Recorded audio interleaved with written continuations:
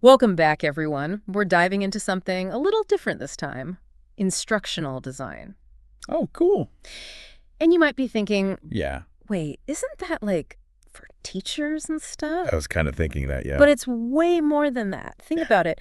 Have you ever Hmm. taken a really bad online course? Like Oh, yeah, the totally. kind that makes you want to... Throw your computer out the window. Exactly. Or struggled to put together some new gadget. Ugh, those instructions are always the worst. Because the instructions were awful. That's where good instructional design comes in. Oh, okay, got it. It's about making learning Hmm, easier, more effective, more engaging. makes sense.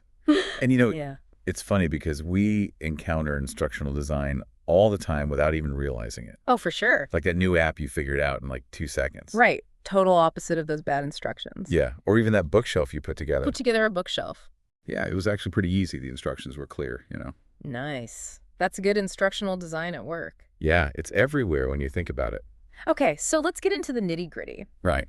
The heart of instructional design is this thing called the ADDIE model. A model. It's kind of like the gold standard framework. Framework for what? For creating really great learning experiences. Like, Oh, like a recipe for good learning. exactly. And it's got a cool history, too. It popped up back in the 70s. Oh, wow, really? That's like the dawn of the computer age, really. Yeah, right alongside all these new communication technologies. Cool. Makes sense that it all happened together. Okay, so ADDIE stands for, Let me guess.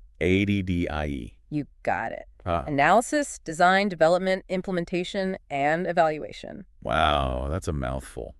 But I guess it covers everything, huh? It really does. Each step is super important for building a successful learning experience. Okay, so walk me through it. What's this analysis thing all about? Okay, so imagine you're a detective. A detective. Yeah, you got to gather all the clues about your learners. Clues about the learners. Okay, I'm intrigued. Who are they? What do they already know? What are their goals? What motivates them? Where will they be learning? Oh, I see. So it's like getting to know your audience before you even start teaching. Exactly. You got to understand your learners to create something that truly resonates with them. Makes sense.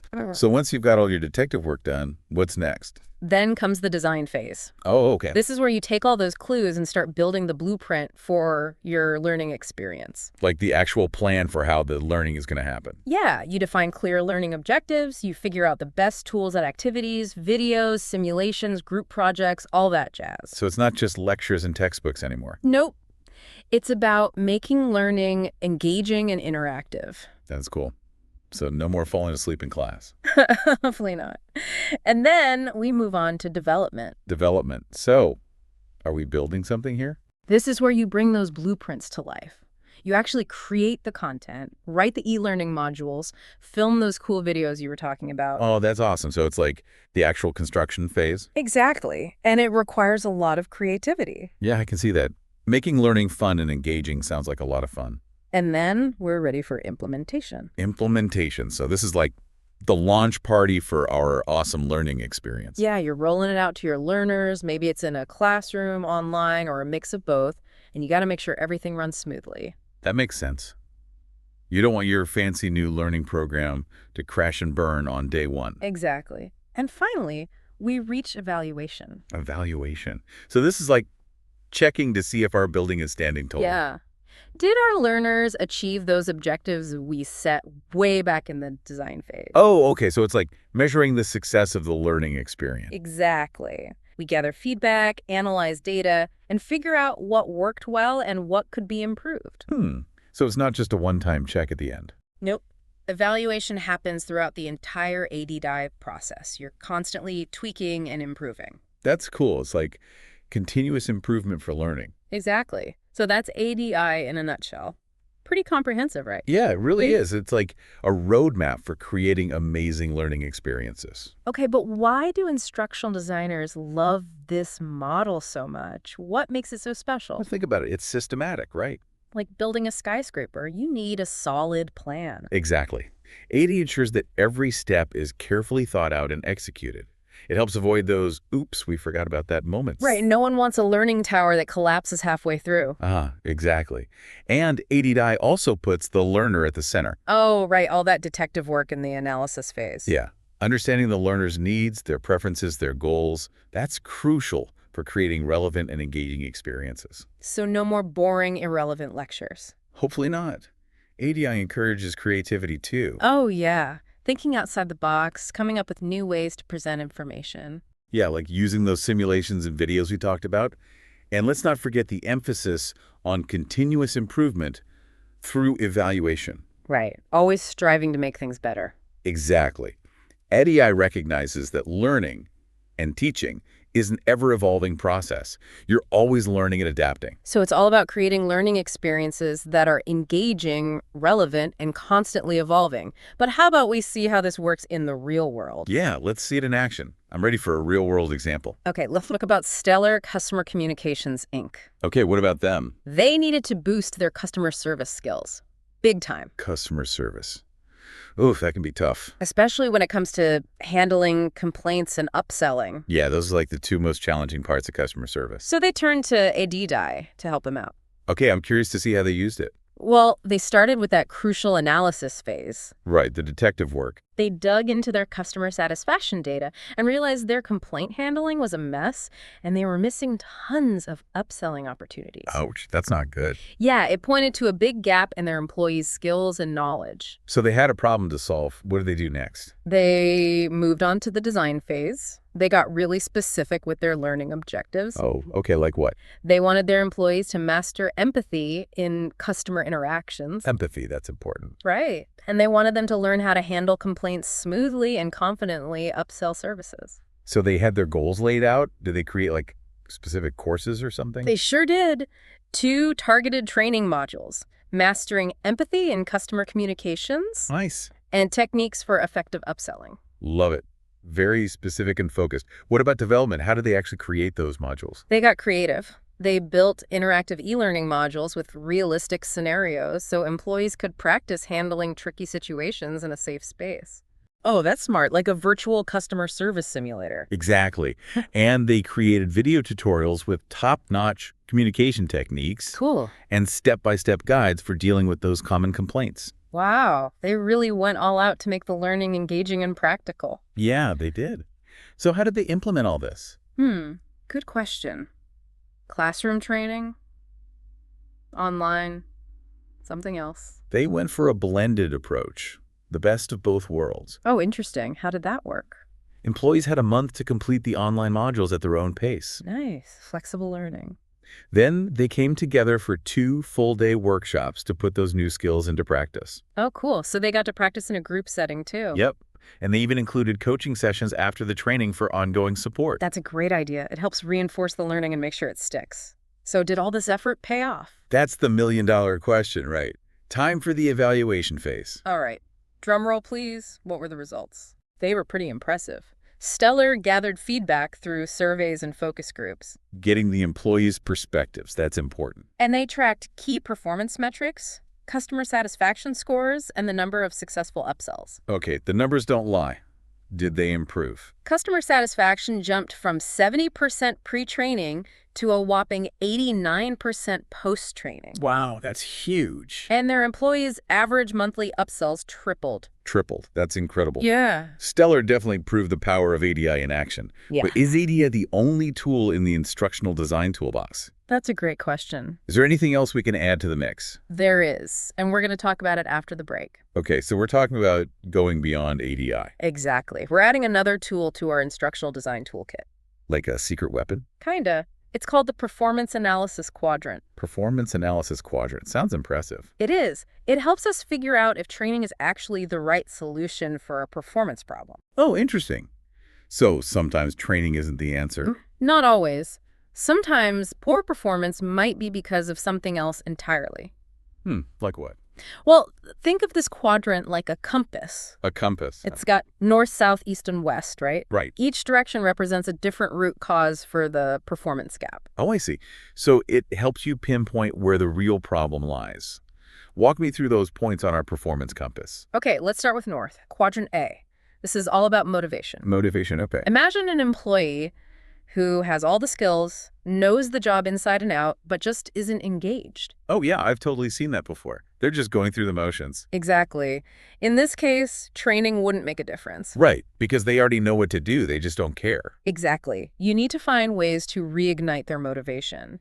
Maybe adjust the reward system, give them more recognition, offer opportunities for growth. Yeah, give them a reason to be excited about their work again. Yeah. Okay, what about East, Quadrant B? Quadrant B is all about the environment, the resources, the processes. Okay, so it's not about the person, Yeah. but this situation they're in. Exactly.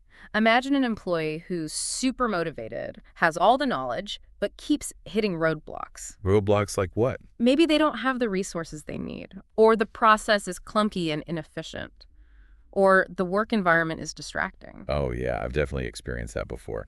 You want to do a good job, but the system is working against you. Right.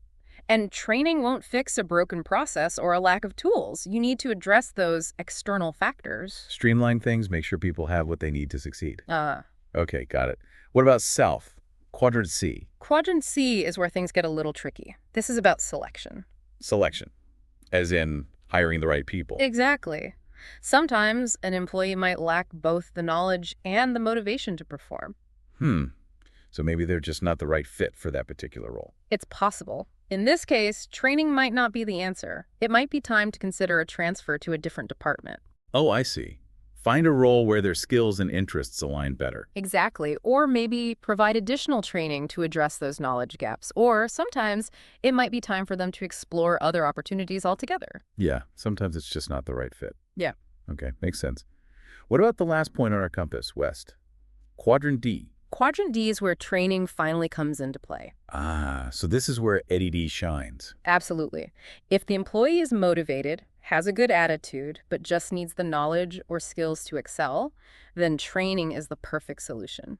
Okay, so this quadrant confirms that training is the right approach. Exactly. And ADD can help you design and deliver that training effectively, whether it's formal training programs, workshops, coaching, or a mix of methods. So the Performance Analysis Quadrant helps you figure out if you need training, and then ADDIE guides you through the process of creating it. You got it. It's like a dynamic duo of instructional design. But here's the cool thing about these concepts. What's that? You don't have to be a professional instructional designer to use them. Really? So anyone can apply these ideas? Absolutely.